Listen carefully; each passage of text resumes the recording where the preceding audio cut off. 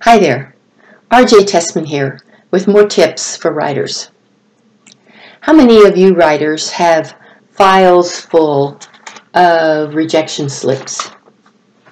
Those wonderfully difficult things we get either email or sometimes in the mail from editors and publishers who can't use our work.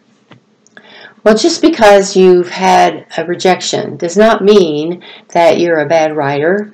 It does not mean that that particular manuscript was poorly written. It just means that that particular editor, that particular publisher could not use your work at this time. So why not do something productive with all these files of work that you have done, with all these words that you have created? First of all, make sure that you've tried every single market for that particular piece. So maybe you've tried multiple times to get into Chicken Soup for the Soul and you haven't been able to do that, but you still have a pretty good story. There are other markets, so try again for some more markets, and I would say if you've tried about, maybe 10 times or so, then you could put that piece in your rejection for the future file. Then look through your files, look through those rejection slips, and see if there's a common theme. Is it stories that you have written about your faith walk? Is it articles that you've written about being a parent? Are they a collection of stories that could be used as a memoir? Exactly what is a theme that is happening with this resource that you have in all these rejections?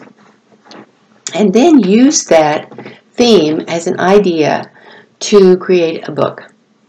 You know, it's just so much easier these days to do our own ebook, eventually do a print book, to market it ourselves, to do everything we want and control the entire process.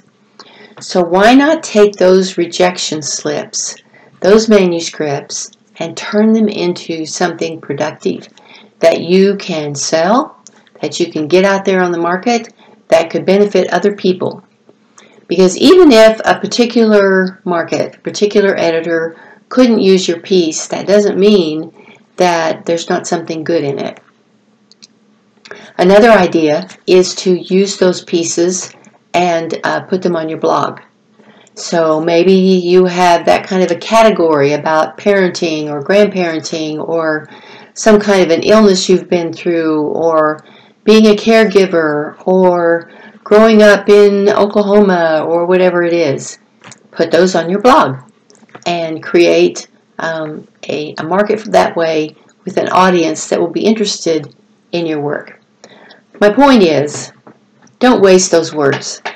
They still matter.